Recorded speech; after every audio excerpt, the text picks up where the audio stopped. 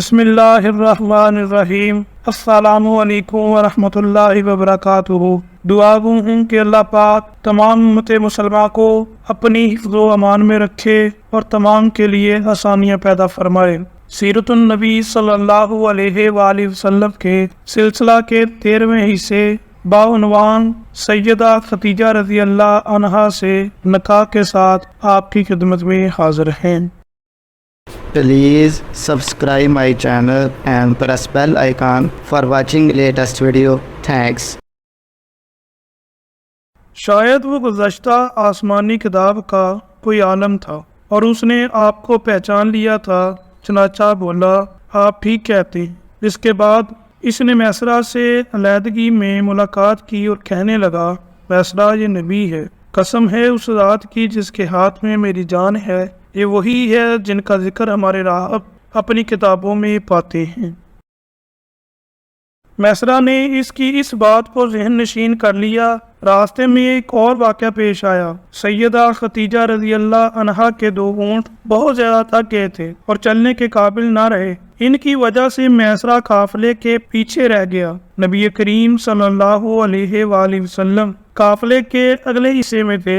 میسرہ ان اونٹوں کی وجہ سے پریشان ہوا تو دوڑتا ہوا اگلے حصے کی طرف آیا اور اپنی پریشانی کے بارے میں آپ کو بتایا۔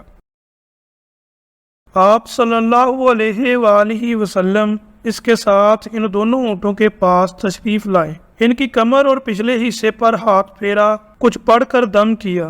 آپ صلی اللہ علیہ وآلہ وسلم کا ایسا کرنا تھا کہ اسی وقت ٹھیک ہو گئے اور اس قدر تیز چلے کہ قافلے کے اگلے حصے میں پہنچ گئے۔ اب وہ منہ سے آوازیں نکال رہے تھے اور چلنے میں جوش و خروش کا اظہار کر رہے تھے۔ پھر قافلے والوں نے اپنا سامان فروخت کیا۔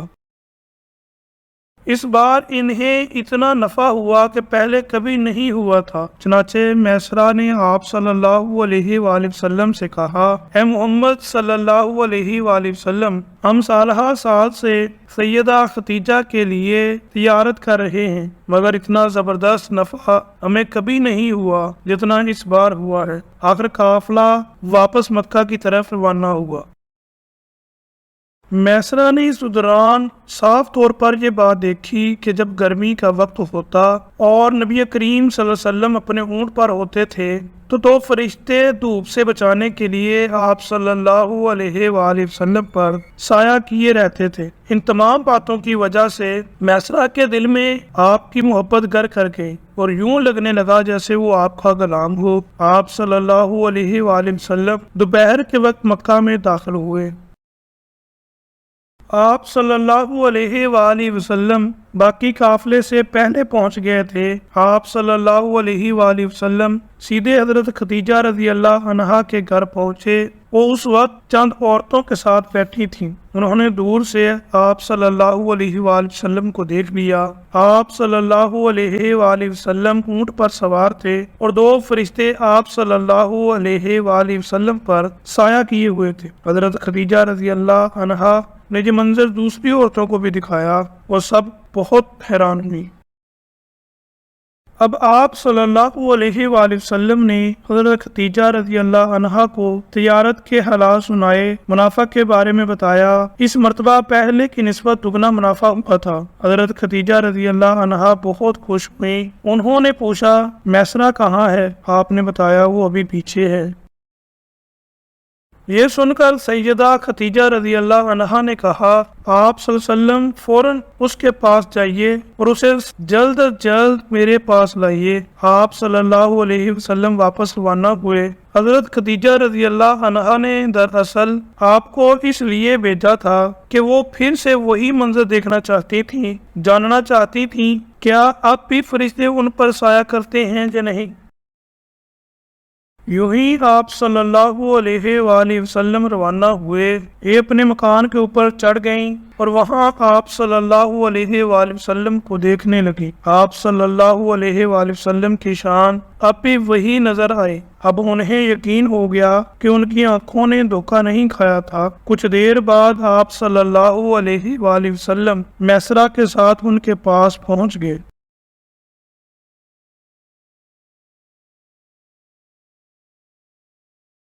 اس کے بعد میسرہ نے نستورہ سے ملاقات کا حال سنایا، دوسرے آدمی نے جو کہا تھا وہ بھی بتایا، جس نے لات اور عزا کی قسم کھانے کے لیے کہا تھا، پھر اونٹوں والا واقعہ بتایا۔ جب تمام باتیں سننے کے بعد سیدہ خدیجہ رضی اللہ عنہا نے آپ صلی اللہ علیہ وآلہ وسلم کو طے شدہ اجرت سے دگنی دی، جبکہ طے شدہ اجرت پہلے ہی دوسرے لوگوں کی نسبت دگنا تھی۔ ان تمام باتوں سے سیدہ خدیجہ رضی اللہ عنہا بہت حیران ہوئیں۔ اب وہ اپنے چچا زاد بھائی ورقہ بن نوفل سے ملیں جو پچھلی کتابوں کے عالم تھے۔ سیدہ خدیجہ رضی اللہ عنہا نے انہیں جو کچھ خود دیکھا اور میسرہ کی زبانی سنا تھا وہ سب کچھ کہہ سنایا۔ ورقہ بن نوفل اس وقت عیسائی مذہب سے تعلق رکھتے تھے، اس سے پہلے وہ یہودی تھے۔ سیدہ خدیجہ رضی اللہ عنہا کی تمام باتیں سن کر ورقہ بن نوفل نے کہا، خدیجہ اگر یہ باتیں سچ ہیں تو سمجھ لو محمد صلی اللہ علیہ وآلہ وسلم اس امت کے نبی ہیں۔ میں یہ بات جان چکا ہوں کہ وہ اس امت کے ہونے والے نبی ہیں، دنیا کو انہی کا انتظار تھا، یہی ان کا زمانہ ہے۔ یہاں یہ بات بھی واضح ہو جائے کہ نبی اکرم صلی اللہ علیہ وآلہ وسلم نے سیدہ خدیجہ رضی اللہ عنہا کے لیے تجارتی سفر صرف ایک بار ہی نہیں کیا، چند سفر اور بھی کیے۔ سیدہ خدیجہ رضی اللہ عنہا ایک شریف اور پاک باز خاتون تھیں، نسب کے اعتبار سے بھی قریش میں سب سے اعلیٰ تھیں، انہیں قریش کی سیدہ کہا جاتا تھا۔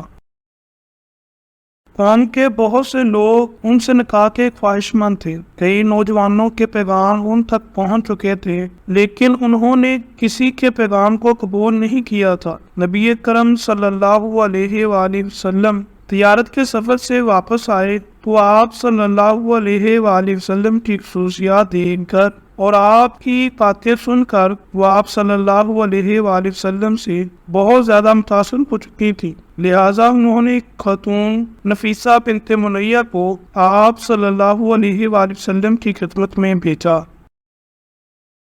انہوں نے آ کر آپ صلی اللہ علیہ وآلہ وسلم سے کہا کہ اگر کوئی دولت مند اور پاک باز خاتون آپ کو نکاح کی پیشکش کرے تو کیا آپ مان لیں گے؟ ان کی بات سن کر آپ نے فرمایا، وہ کون ہیں؟ نفیسہ نے فوراً کہا، خدیجہ بنت خویلد۔ آپ صلی اللہ علیہ وآلہ وسلم نے انہیں اجازت دے دی۔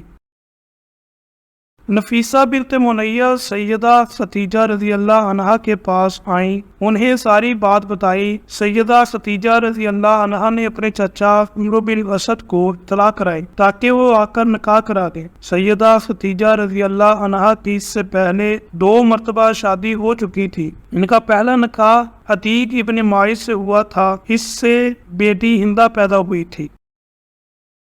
عتیق کے فوت ہو جانے کے بعد سیدہ کا دوسرا نکاح ابو حالہ نامی شخص سے ہوا۔ ابو حالہ کی وفات کے بعد سیدہ خدیجہ رضی اللہ عنہا بیوگی کی زندگی گزار رہی تھیں کہ انہوں نے آپ صلی اللہ علیہ وآلہ وسلم سے نکاح کا ارادہ کر لیا۔ اس وقت سیدہ کی عمر 40 سال کے لگ بھگ تھی۔ سیدہ خدیجہ رضی اللہ عنہا کے چچا عمرو بن اسد وہاں پہنچ گئے، ادھر نبی کریم صلی اللہ علیہ وآلہ وسلم بھی اپنے چاچاؤں کو لے کر پہنچ گئے۔ نکاح کس نے پڑھایا، اس بارے میں روایات مختلف ہیں۔ ایک روایت یہ ہے کہ یہ نکاح چچا ابو طالب نے پڑھایا تھا۔ مہر کی رقم کے بارے میں بھی روایات مختلف ہیں۔ ایک روایت یہ ہے کہ مہر کی رقم 12 اوقیہ کے قریب تھی، جبکہ دوسری روایت یہ ہے کہ آپ صلی اللہ علیہ وآلہ وسلم نے مہر میں 20 جوان اونٹنیاں دیں۔ نکاح کے بعد نبی کریم صلی اللہ علیہ وآلہ وسلم نے ولیمے کی دعوت کھلائی اور اس دعوت میں آپ صلی اللہ علیہ وآلہ وسلم نے 1 یا 2 اونٹ ذبح کیے۔